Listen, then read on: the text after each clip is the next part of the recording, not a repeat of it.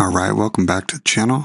I want to show you guys how to do tracking of two power windows on the same node and key automation. I'll show you what I mean. So here's our shot, and we have the before on the left and the after on the right. Let me zoom this in a hair so we get a little more screen real estate.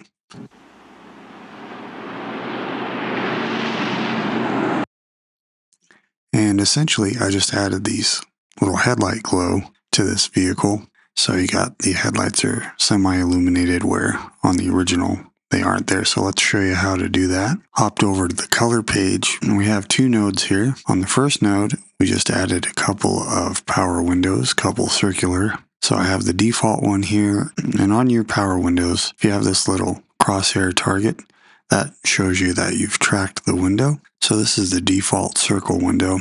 Brought it in, and just so you know, let's go over the controls of your power windows here. So you have a little rotate item in case you needed to rotate, and then you have aspect controls, and then you have the softness, and this outside edge is just your resizer. And you can do that with the mouse all in here, or you can do it with a panel, either or. So let's go ahead and delete this window. You can delete any additional windows, but your basic windows all stay basically on or off for your default value. On this circle, I just sized it down and softened it, and same thing with the second one. Once I got it locked on, turn this effect back on so we could see the whole thing. I tracked it in the tracker here, and I took off perspective 3D, and as you can see, they follow along.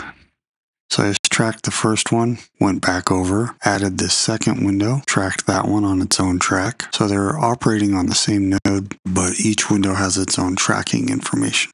And then we took the alpha output and fed it into the second node, and then took the alpha output of that and added it to the timeline output. If you don't see this, right click and say add alpha output, and then you can connect that out to your main output.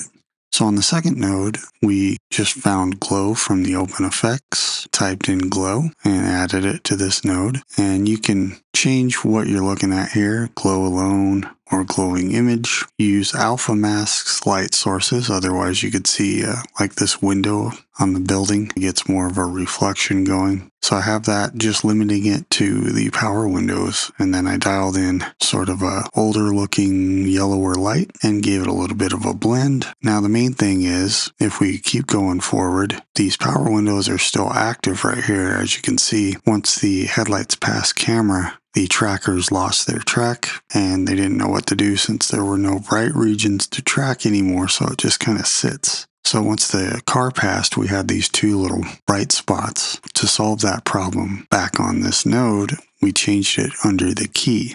So if you look at your center panel here, right here you have your key node or key controls. And then we added keyframes. So if you don't see your keyframes in the bottom right here, it's on waveform. These little diamonds are your keyframes, and we're on corrector number 1. So if we drop that down, you can see under defocus.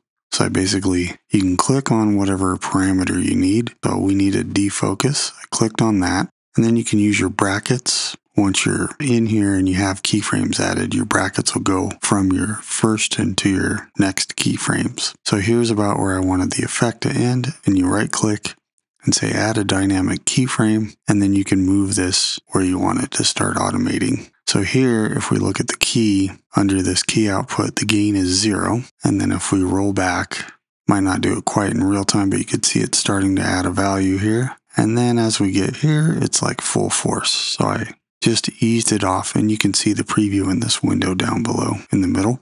So that's how you essentially automate your keyframe. So I got full strength going on here, and then as it passes, I just dial it down on that keyframe. So you can see here, keyframe gain output is 0. This keyframe we're at 937, and then that's just where it starts to dip down, but it's full strength up until then. So that's how I was able to automate this glow effect onto both power windows at the same time and have them key out gradually with the dynamic keyframes. All right, thanks for watching, and I'll see you guys on the next video.